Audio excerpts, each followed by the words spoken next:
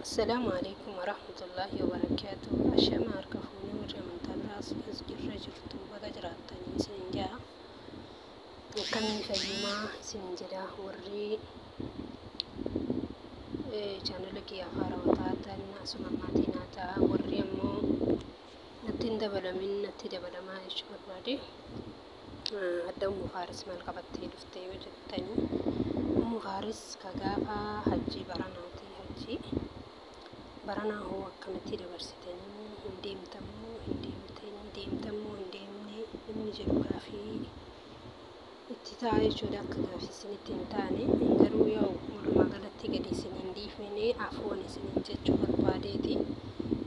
Maaliif jennaan haalli gisee tokko ideet godhanii nama gadhiisuuf baay'ee nama mijatu waan ta'eef anis akkasuma ta'ee isinirraa babbadee jechuu barbaadeeti yeroo dhabee jechuudha.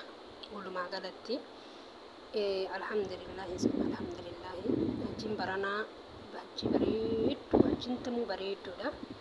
Hajjiin baranaa ammoo daran ho'a malee wanti biraa takka hin qabdu akkuma argitan kanatti dabarsine jechuudha. Alhamdulillah ammas inshaallah jamaa muslimaa akka bakka tana dhoobatee bakka tana arguuf hawwuuf dhoobatu hedduun isaanii rabbiin maatii abbas haadhas namni dhaabuuf fedhu fedhii isaa rabbiin isaa haa guutu. Namni garuu bakka tana hin kajeelle hin jiru. Nama yookaan eenyummaa amantaaf yookaan beekne yookaan rakkoo sammuu isaa yoo qabu ta'e malee namni nawwine hin jiru jechuudha. Anas akkuma anas rabbiin haa ta'u namni dalagataaf dhufe malee anis hajji jedhee biyya irraa wanni bahee takka hin jiru. Rabbiin abbaa fedhe ofiif dhaaba. Abbaa fedhe dhaabuus danda'a.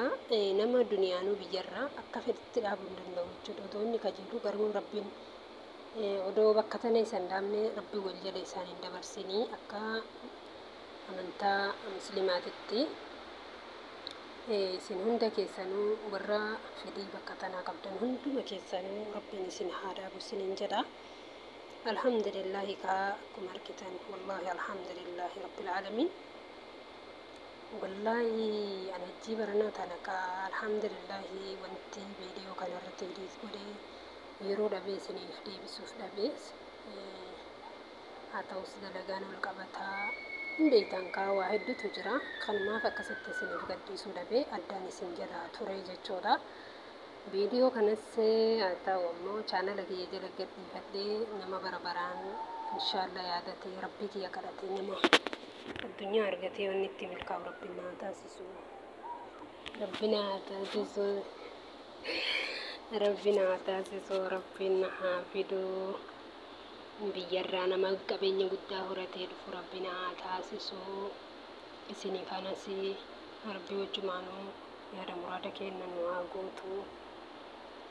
Isiniin jedha obboleeyyan keenya bakka jirtanirraa namni garuu waan kadhate tokko irraa rabbi irraa hin dhabu waan kadhate rabbi irraa akka hin dhabne shakkiin godhinaa jechuudha. Haa ta'u alhamdulillahi wanti akka odoo hin jenne guddootaan jenne umrii nama dhaabu rabbiin abbaa ofii fedhe dhaaba jechuu barbaadeetu walumaa galatti akkasii yoo isinitti tole isin beektanii akkasitti rorroobsaatiin akkanaa kanatti akka inshaalaatiin akkaanii gammachuu yeroo baay'ee bakka tana dhufuuf gammadu kanatti nama inshaallah dhufee irraa waan gammadeef waan barbaadu irraa argatu rabbiin isin haa godhu inshaallah fedhii rabbiitiin. Maatii baay'ee wajjin maatii keenya maatii hedduu wajjin jirra bakkuma kanatti hedduu keessatti maaliif viidiyoo keessa galuu wantoota akkasiiti wanni miti waan ta'eef sanumaaf akkasitti isiniin jedha inshaallah. Akkasii nu jajjabeessaa isin jirtanii ittis bu'aaraa akka yaani moomintitti kanatti ilaala namni dubartii tanannoo foocee isaa dhiira kanatu akka madannoo foocee isaa jedhanii wanti guyyaa sanirraa namni nama laalu takka illee hin jiru jechuudha. Maaliif zaatiriin isaanii guyyaa kana guyyaa akka sabiyyiiti jechuudha. Inshaallah nama ulaagaa kana hundaa guutee duniyaa ofii bilaashii odoo hin taane odoo bilaashii qisaasessuu odoo hin taane nama duniyaa ofii akka malitti jiisee hin dhufne nama duraan dursee wanni isaa seeraan eeggatee shartii isaa eeggatee dhufu rabbiin isin haa godhu isiniin jedha obboleeyyan kiyya.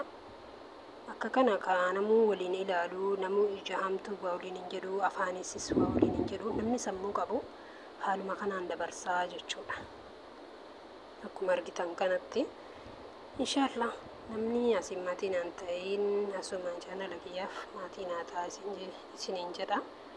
Haa ta'u ammoo gammachuu kiyyaa akka isinis inshallah argitanii gammaddaniif malee yookaan maatiin haa ta'a dirqama jechuu kooti qofaa fi miti inshallah amshee asumaan rabbii keessan jala harka qabadhaa.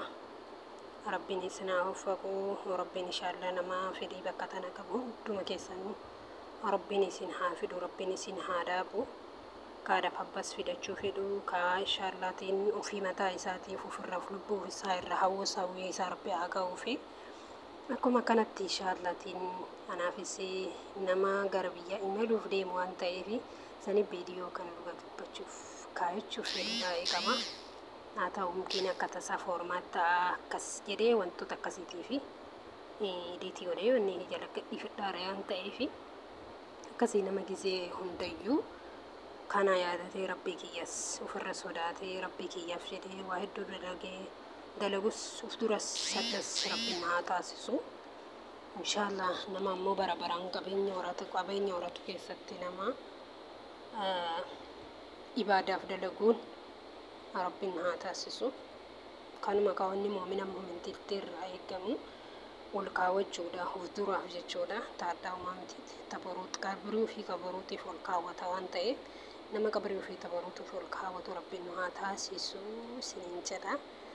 Akkasii maatii keenya wajjin akka haala kanaan hajjine rabbiin warra deemesis kana wajjin fakkaata akka kiyya akka achi dhaabates rabbiin wajjumaan nu haa milkeessu rabbiin nu haa uffaqu. Akkasii rabbiin isinis warra dhaabachuuf fedhu rabbiin isin haa uffaqu isiniin jedha obboleeyyuu kiyya. Haala kana kunoo gizeen jamaraataaf deemnu akkanatti deemne akkam jedhee isin hima jechuudha. Du'aa himaan isin jala walabaa jira. Akkasii gaa viidiyoo illeen isin dheeratus tasgabbaayaa laalaa isiniin jechuu barbaadeeti. Irra kuttan garuu kaawwaa baay'ee irraa hin baratu namni viidiyoo tokko irra fiiguun dursa hubannoo fi xiyyeeffannoo irratti barbaachisa. Hubadhaa isiniin jedha kun naannoo jamaraataaf deemaa jirru. Darbannaa jechuudha. Akkasii shallamaan namni hin beekne hin jiru. Namni dhufee as dhaabachuus dhabu gurraan namni hin dhageenye hin jiru jechuudha.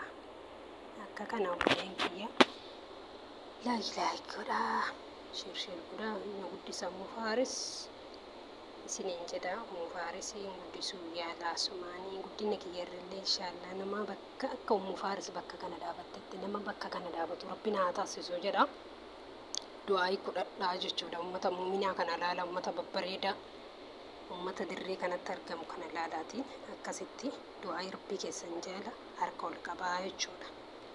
Waan kadhattan gunkumaa rabbiin irraa akka hin dhabne san beekaa deemaa jechuudha.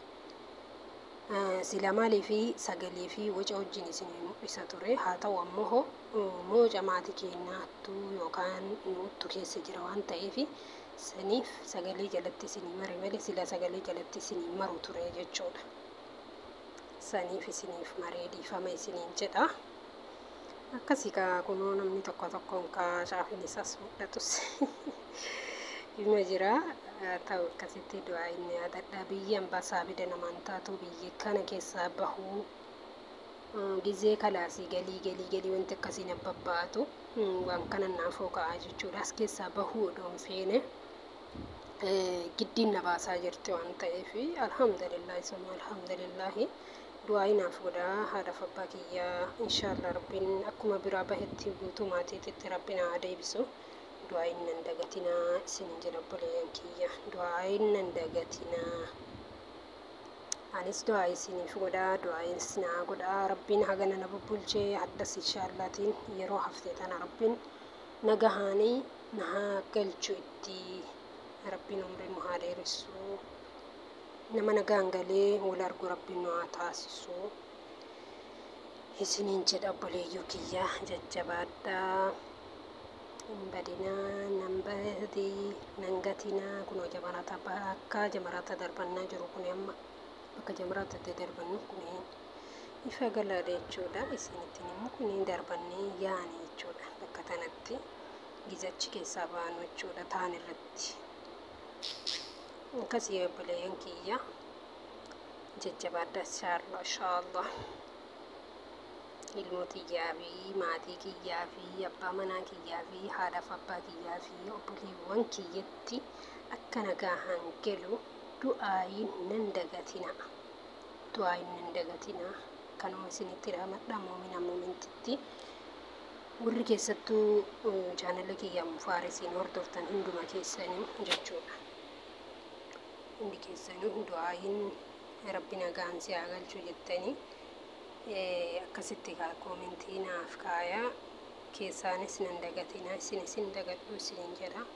Warri biyyoo namaa keessa faffaca'an hunduma keessanuu rabbi nagaan itti nu haa galchu maatii keenya. Rabbiin umrii nu haa dheeressu, umrii rabbi nu haa kaa'u isiniin jechuu barbaadeeti inshaallah. Fedhii rabbiitiin Itoophiyaatti argama Oromiyaa keessa rabbi yeroo gabaabaatti na argamsiisu ta'a. Gaafa achi gayammootu wantoota bareedaa, wantoota magariisaa lafa daalatti mitiin beektan qabiyyaan baakun lafa daalacha.